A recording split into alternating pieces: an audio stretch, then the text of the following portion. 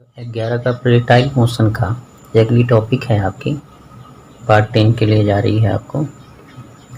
इसमें आपको ये देखना है कि जब आपका प्रक्षेप गति होता है तो पिंड 3 तरह की क्रियाएं करती है।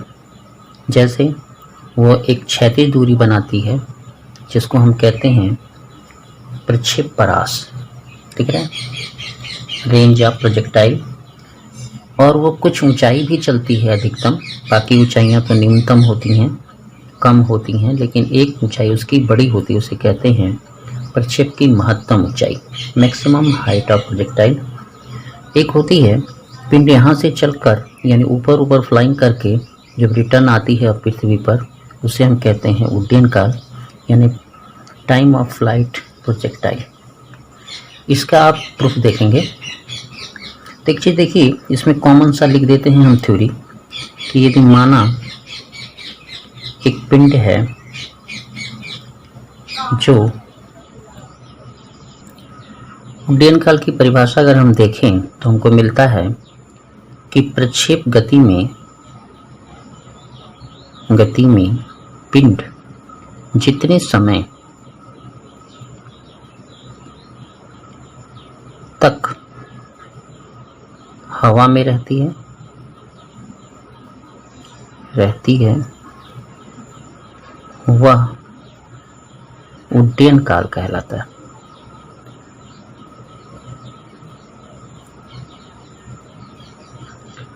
इसे कैपिटल टी से व्यक्त करते हैं।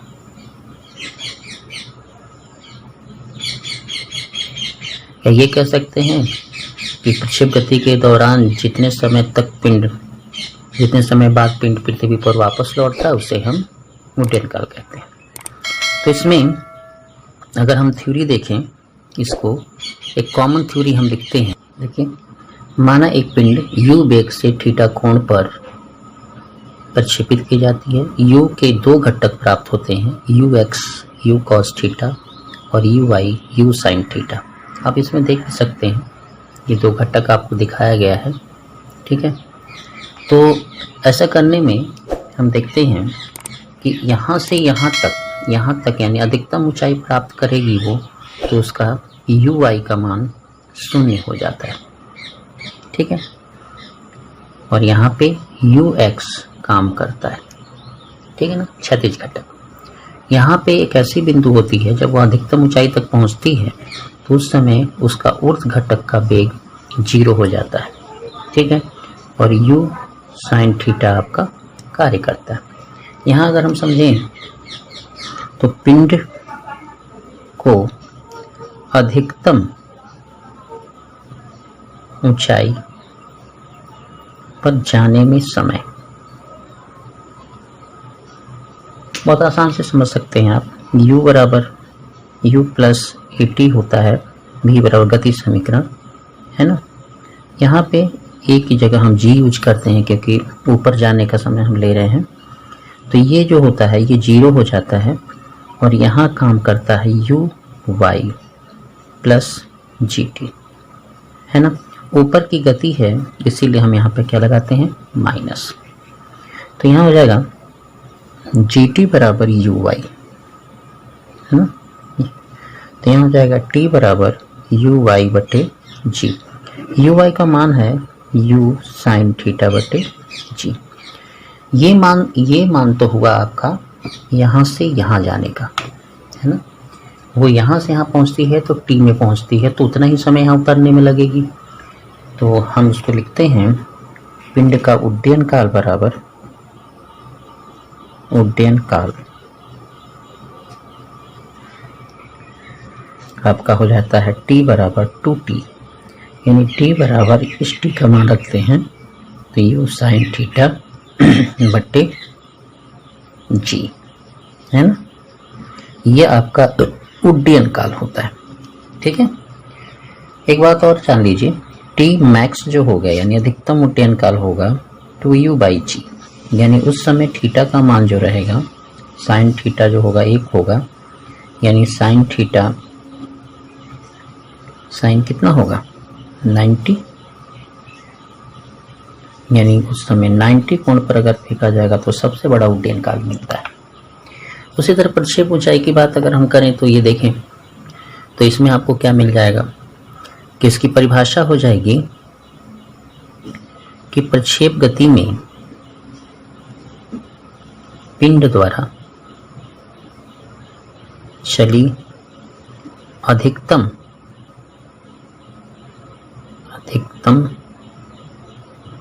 ऊर्ध्व ऊंचाई को पिंड के प्रक्षेप का महत्तम ऊंचाई कहते हैं,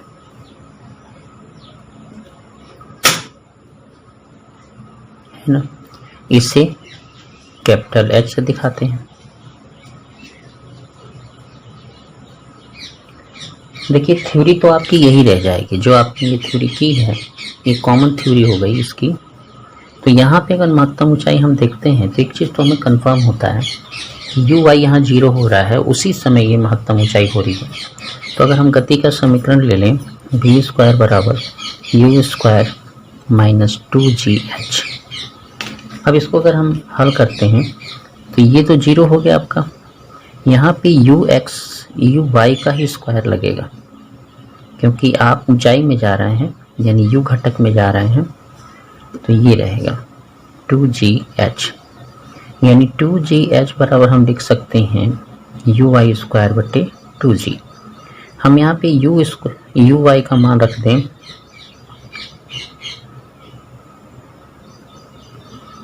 यहाँ पे हम h बराबर हम लिख सकते हैं u बटे में 2g।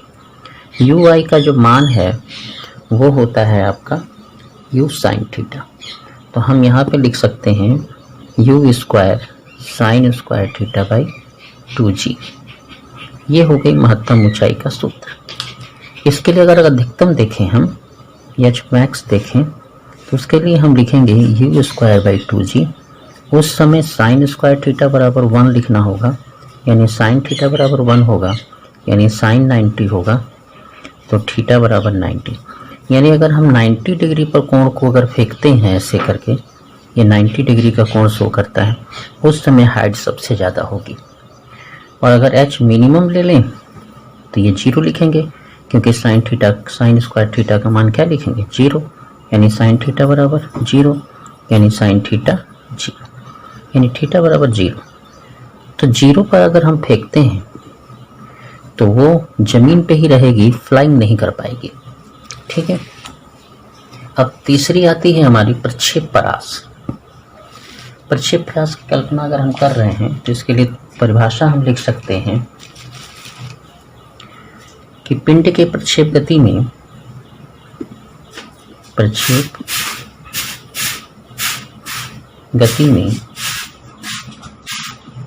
जितने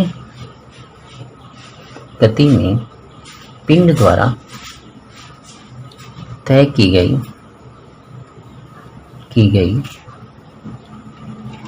अधिकतम तय की गई क्षैतिज दूरी लिख देते हैं।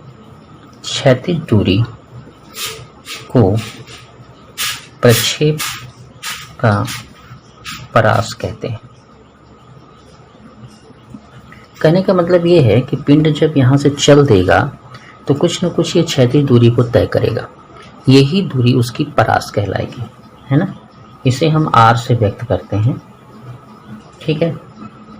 अब इसको समझने के लिए क्या होगा, देखिए ये क्षैतिज दूरी है ना। तो क्षैतिज दूरी जब हम लिखते हैं क्षैतिज दूरी, तो वो होगा क्षैतिज वेग गुणे समय, यानी यहाँ पे समय के लिए क्या लिखेंगे उड्डयन काल। ठीक है। तो क्षैतिज वेग का मतलब होगा ux और उड्डयन काल का मतलब होगा t। और उड्डयन काल अगर हम यहाँ देखेंगे तो हमें मिलेगा u sin थीटा। तो हम u sin थीटा लिख देंगे बाई g, और ux जो हमारा होगा, है ना, वो हो जाएगा u cos थीटा। अब दोनों को मिक्स करेंगे तो हमें मिलेगा u² 2 sin theta cos theta by g, है ना।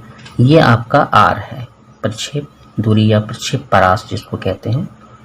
ये आपकी परास भी यहाँ लिख सकते हैं आप। चलिए, सूत्र था प्रक्षेप परास, इसी को आप लिख सकते हैं,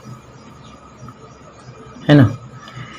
तो यहाँ पे आपका आ जाएगा आर बराबर u square sine 2 theta by g, है ना, क्योंकि साइन 2 थीटा बाई बराबर होता है 2 साइन थीटा कॉस थीटा। ठीक है, ये हो गया। इसके लिए अगर कंडीशन देखें हम, तो अगर आर मैक्स देखते हैं बाय द वे, तो उस समय हम उसका सूत्र लिखेंगे u बाई जी। देखिए, इस सूत्रों में जो कोण है वही इसको प्रभावित कर रहा है, वही इसको प्रभावित कर रहा है, वही इसको प्रभावित कर रहा है। इसलिए हम इसमें साइन 2 थीटा बराबर हम लिखेंगे 1, क्योंकि अधिकतम हो गया। तो साइन 2 थीटा बराबर साइन 90, यानी 2 थीटा बराबर 90, यानी थीटा बराबर 45, है ना। यानी 45 डिग्री पर अगर किसी पिंड को फेंका जाएगा तो उसकी जो ये फ्लाइंग रेंज बनेगी, ये जो रेंज बनेगी आपकी प्रक्षेप की परास जो बनेगी, वो सबसे बड़ी बनेगी। उसके बाद चाहे आप कुछ भी करेंगे, जैसे आप 30 अंश पे फेंकेंगे, 45 पर फेंकेंगे, तो अब कम जाएगा। जब भी जाएगा तो 60 पर अगर मान लीजिए पहली बार फेंके हैं, ये 60 अंश का कोण है, ये आपका 30 अंश का कोण है, ये 30 मान लीजिए, ये 60 मान लीजिए, लेकिन 45 पे जो रेंज बनेगी, यहाँ से 45 की जो रेंज बनेगी वो सबसे बड़ी बनेगी। आर अगर मिनिमम की बात कर लेते हैं हम, तो आर मिनिमम के लिए कंडीशन ही पूरा है, ये 0 होना चाहिए। तो साइन 2 थीटा का मान 0 होना चाहिए। तो जब 0 होगा तो थीटा भी क्या होगा, 0, यानी इस समय आपका प्रक्षेप परास सबसे कम होगा। ये आप समझ लिए होंगे। अब इसके सवाल आपको अगले वीडियो में मिलते रहेंगे। क्या है हम इसमें पार्ट 11 है आपका। इसमें लिखा है 10 मीटर की मीनार पर, यानी 10 मीटर की मीनार अगर आप बनाते हैं, ये बनाते हैं आप 10 मीटर, छोटी पर एक गेंद को 36 से 30 अंश के कोण पर फेंका जाता है। ये आपका 30 अंश का कोण है ना, फेंका जाता है। तो वो किस वेग से चले, यानी ये आपको वेग फाइंड करना है कि वो 17.3 मीटर की दूरी पर आकर गिरे। किस वेग से फेंका जाए, आपको वेग फाइंड करना है ना, कि कितना पे जाके गिरेगा। थीटा का मान ऑलरेडी 30 अंश है। अगर हम ये देखें तो वेग के आपके जो घटक आएंगे, यानी क्षैतिज घटक जो आएगा वो u cos थीटा आएगा, यानी u cos 30, और अगर u ऊर्ध्व घटक लिया जाए तो ये आएगा u sin 30 थीटा, यानी u sin 30। अब आपको क्या करना है ये देख लीजिए। आपकी 10 मीटर की ऊंचाई का आपको मिला है, ये मीनार है आपकी, ठीक है। तो सबसे पहले देखिए कि r बराबर क्या होता है, ux गुणे t, है ना, यानी आपकी क्षैतिज वेग गुणे समय, ठीक है। तो सबसे पहले हम लोग समय ही निकाल लेते हैं, ठीक। तो समय निकालेंगे तो क्या आएगा आपका, t बराबर ux बाई r, यानी क्या मिलेगा आपको, r बाई ux। तो r का मान है आपका 17.3, ठीक है। और ये हो जाएगा, चलिए यहाँ पे कर लेते हैं थोड़ा, यहाँ पे हो जाएगा। तो देखिए हमारा ये जो क्षैतिज वेग आएगा u√3/2 आएगा cos 30 का मान रख के, और जो ऊर्ध्व वेग होगा u 1/2 आएगा, यानी आधा। यहाँ पे हम ux का मान अगर रख रहे हैं तो u√3/2 लिखेंगे, तो ये हो जाएगा 17.32 u√3, ठीक है। अब हम इसमें एक चीज़ और देखें कि हमारा जो y है y, ये होगा आपका, या h कह लीजिए, ये होगा सूत्र में uxt माइनस हाफ GT²। ठीक है, ये आपका सूत्र बनेगा। अब यहाँ पे आपको क्या समझना है ये देख लीजिए कि h हमारा फिक्स है, h हमारा कितना दिया गया है 10 मीटर की ऊंचाई, तो ये हो गया 10। ठीक है, और जो ये ux है, ये हम आपको दिखा रहे हैं ux का मान है ना, ऊपर ui का मान, क्योंकि ऊपर की तरफ गति है तो ये हो जाएगा u/2, और t का मान अगर आप रखना चाहें तो यही रख लें 17.3 u√3 इंटू 2 माइनस हाफ कर लें 10 कर लें। ठीक है, और t² फिर रख लें तो आपको कितना आ जाएगा t, तो t हमारा आ जाएगा आपका 17।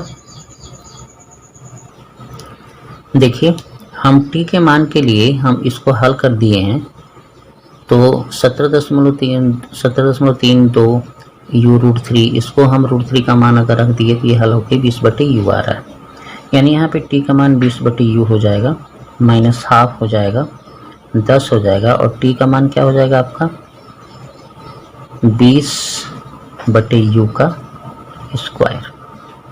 ठीक है, ये आपका माइनस में रहेगा, यहाँ पे u कैंसिल हो जाएगा तो -10 बराबर ये भी 10 होगा आपका, माइनस हाफ ये 5 हो जाएगा, ये आपका 400 हो जाएगा, और ये u² हो जाएगा। ठीक है, ये 2 से हमने काट दिया इसको। तो यहाँ पे देखिए इसको इस साइड लाएंगे तो ये 20 हो जाएगा। ठीक है, ये -5 × 400/u² आएगा। ठीक है, अब आप क्या कर सकते हैं कि u² बराबर हो जाएगा हमारा 5 × 400/20। ओके, अब यहाँ पे u² बराबर एक कैंसिल हो जाएगा, यहाँ पे 2 दूना 4 हो जाएगा, 20 हो जाएगा, यानी 100 आएगा। ठीक है, तो u बराबर आएगा हमारा 10 मीटर/सेकंड। इस वेग से फेंका जाना चाहिए। ठीक है, फिर से देख लीजिए, इसमें ux हमने निकाला है, जो हमारा कंडीशन है ux हमारा हो जाएगा u cos थीटा, यानी u cos theta u × √3/2 cos 30 का मान हमने रखा है, और वो uy के लिए u sin थीटा लेंगे तो 30 का मान रखेंगे तो 1/2। ठीक है ना। अब यहाँ पे ये जो आपका परास है वो होता है क्षैतिज। ठीक है, क्षैतिज वेग गुणे समय, तो हम इससे समय निकाले हैं कि कितना समय आने में उसको लगेगा, तो आया है आपका 20/u। ठीक है, जब हम इस वाले समीकरण में लगाएंगे, ये आपका मूल समीकरण माना जाता है, तो हमारा आ जाएगा ये। दूसरे वाले सवाल में हम देखते हैं कि ये कैसे सवाल लगेगा, सेम उसी तरह का सवाल है।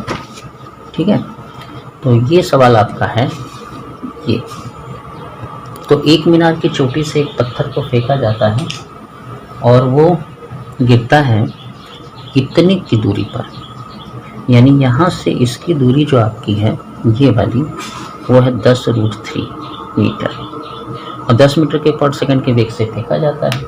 ठीक है, तो आपको इसमें क्या करना है ये समझिए। सबसे पहले तो आप टी निकालिए। टी निकालने के लिए बहुत आसान सा है, अभी हम दिए भी थे कि r बराबर होगा ux × t, है ना। तो ux का जो मान होगा वो होगा u cos थीटा × t, यानी t बराबर हो जाएगा r/u cos थीटा। यहाँ पे r का मान दिया है 10√3, यहाँ पे u का मान दिया है, देख लीजिए 10 मीटर, ये दिया है u का मान, 30 अंश का कोण दिया है, ये है आपका r, है ना। तो यहाँ पे अगर रखेंगे u हमारा है 10 और cos रखेंगे कितना 30, तो cos 30 रख दिए, तो t बराबर हमारा आएगा 10√3। ठीक है, 10 और cos 30√3/2। यहाँ देखिए 10 से 10 कटा, ये कटा, यानी 2 ऊपर जाएगा तो आपका आएगा 2 सेकंड। ठीक है, ये आपका 2 सेकेंड आ गया। अब आप समीकरण में जाइए तो आपको मिलेगा h बराबर, जब यहाँ यू वाई लगेगा t half G T square, ये माइनस रहेगा। ठीक है, आपको h निकालना है तो h बराबर यू वाई का मान अगर हम रखते हैं तो यू वाई का मान कितना लिखेंगे, यू साइन थीटा, टी का मान कितना लिखेंगे 2 आया हुआ है, ये मान कितना लिखेंगे 10 और ये मान फिर कितना लिखेंगे 2। ठीक है, तो h बराबर हो जाएगा, u का मान आपका 10 है, साइन 30 का मान अब रख लेते हैं एक बार, साइन 30 इंटू 2, फिर प्लस हो जाएगा, सॉरी यहाँ माइनस आ रहा है आपका, यहाँ हो जाएगा आपका, ये कितना हो जाएगा 40। तो यहाँ हो जाएगा h बराबर 10, यहाँ 1/2 गुणे 2। ठीक है,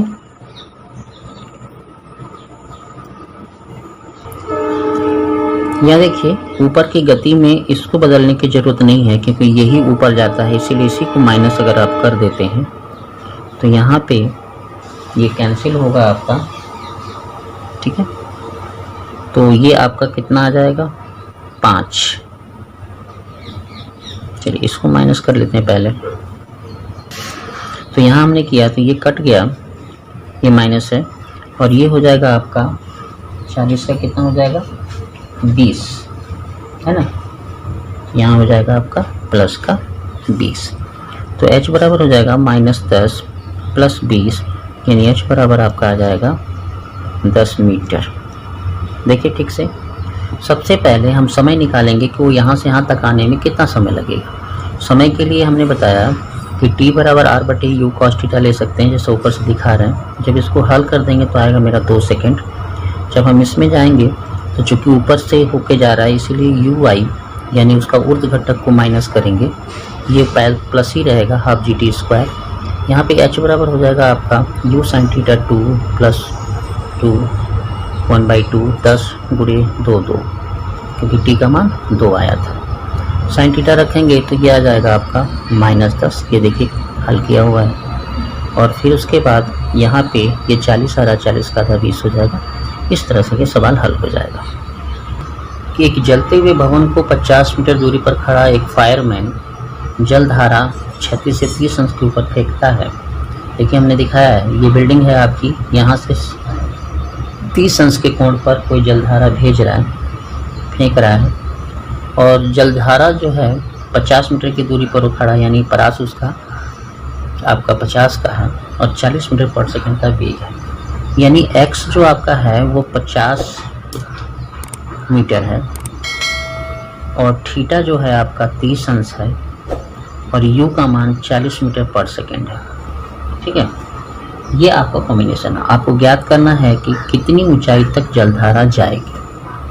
ठीक है, अब इसमें आपको समझना क्या है और करना क्या है। जैसे प्रक्षेप गति का जो मास्टर सूत्र है वो है y बराबर tan थीटा x माइनस, ठीक है, उसके बाद आता है g 2u square tan cos square theta, और ये हो जाता है x स्क्वायर। ये देखिए, ये इसी में आपका सवाल हल होगा।